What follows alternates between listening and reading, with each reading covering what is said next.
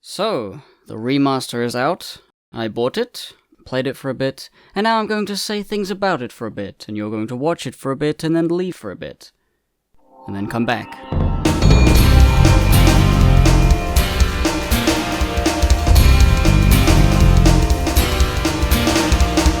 There's opinions to be had about this.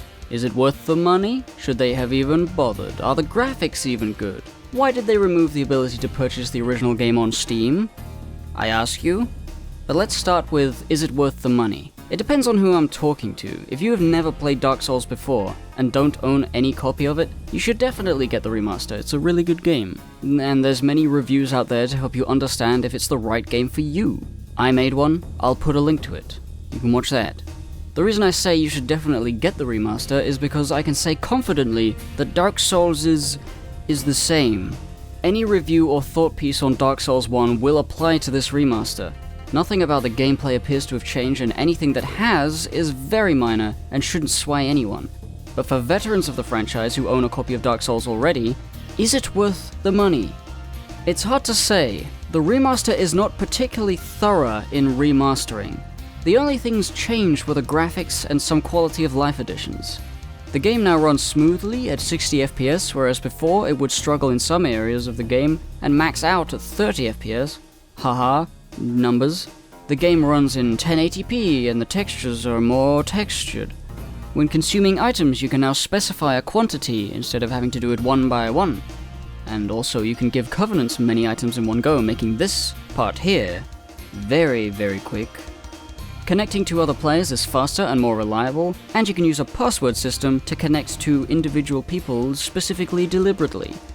And they added a bonfire, you know. One of those. It ain't much. And I hear you over there in the shadows. DS fix, modulation, modifiers.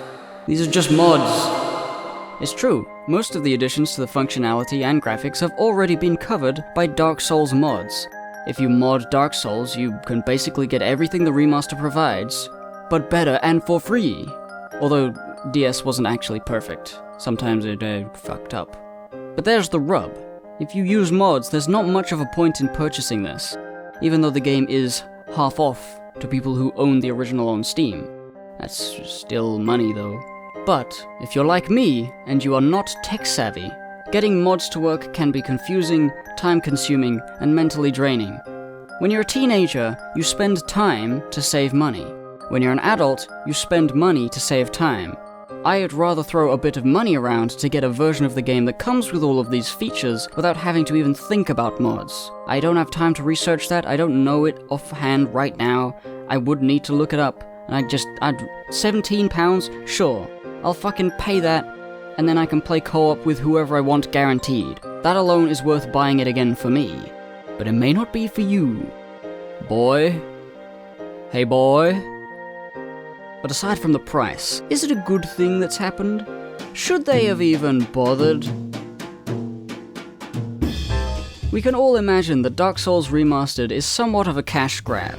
No more Dark Souls sequels are going to be made, so let's remaster the first one. Fuck it, it's a powerful brand, we can get a big old clicks on that shit. It doesn't look particularly exciting to the consumer though.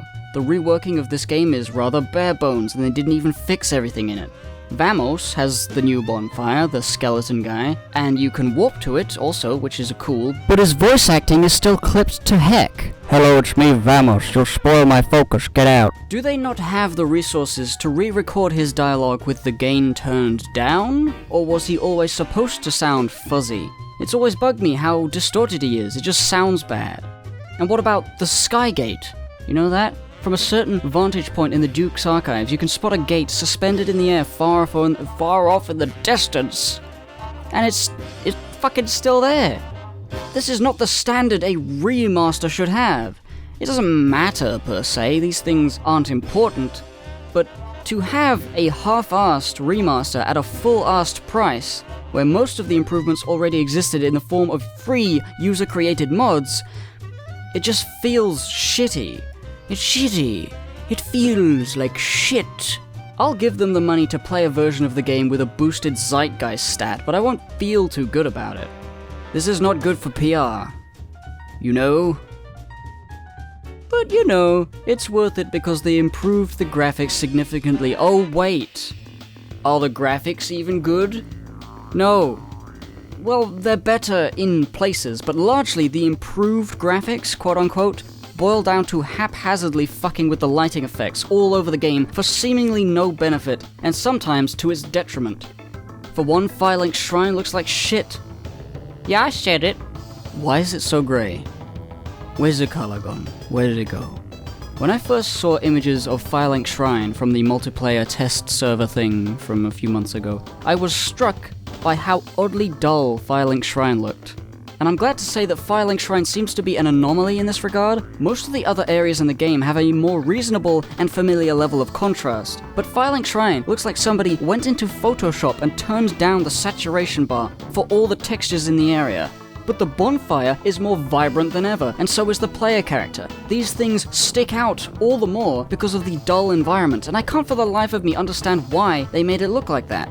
Other areas look great though. The Darkroot Garden is particularly more spooky and ambient, and by particularly, I mean just a tad. But you know, it works. Though some of the trees look like shit with the new lighting, which draws attention to the fact that they are just 2D, or at least the leaves. This is a problem that spans most areas of the game. The increased resolution, texture fidelity, and particle and lighting effects make the cut corners all the more visible and apparent. They cut corners all over the place to make the game run faster on the PS3. But instead of going back to all these cut corners and, you know, gluing the corners back on, they just let them exist in a way that now they're far more noticeable. It's like looking through a murky, grimy window that has an even coating of grime, and then cleaning it really fast, without looking it over after you're done, and then saying, "I'm done," and said, "I washed your windows, sir." And then, oh, you missed a spot there. Oh, and there's another one. Oh, now this window looks all spotty. I can see the spots now that you've cleaned some of it. And this sucks. The half-assed cut corner aspects of Dark Souls 1 are now far more prominent than they would have been in the original. And in a way, this makes the graphics worse. I'm not really into it. But lastly, I want to ask, why did they remove the original version from Steam? You can't buy the original version anymore. From here on out, on Steam at least, you get the remaster or you get nothing. And as I've said, overall, it's the same, so there's not much harm done, but again, it feels shitty. What was the purpose of this? To make sure people don't get confused? To make sure the best version of the game is front and center? Sorry, but I don't even know if I can call this the definitive version of the game that deserves to take the original's place. You made some improvements here and there, but neglected some areas that could have really used some remastering. Would anyone have minded if you tried to make Lost Izalith an interesting zone? You know? Changing them enemies a little bit?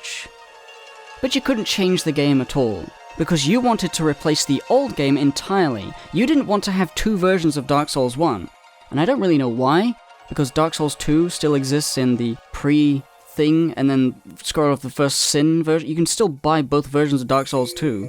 I'm sure the only reason Dark Souls is still available for people who already bought it was because Steam wouldn't let you erase it from everyone's libraries. And I don't know why I keep saying you. They aren't really listening to this, and are also Japanese and can't understand my English words. But it's just, why? Why did you want to replace the game? If you didn't want to replace the game, you could have made a better version of Dark Souls 1 instead of this half-assed, slightly polished piece of okay. This is not a joyous occasion. This whole thing feels shitty, it feels a little extortion-y, it feels a little cash-grabbery. But it's good. It's Dark Souls 1. Don't hate the game, hate the game. You know? That was the end of the video, and now here's the announcement for the announcement section. Hello and welcome to my new website. What is it? It is just a bunch of links, a bunch of hyperlinks to everything I do. If you don't know much about me, go there. It has links to my Twitch, to my Twitter, to my Patreon, but also to my webcomic site, my blogs, my art, my music, and other things that I do. So go there if you want a bunch of links to all of my stuff. It's just handy, I guess. I just made it in 1 second. Go there and, you know, do whatever it is you do.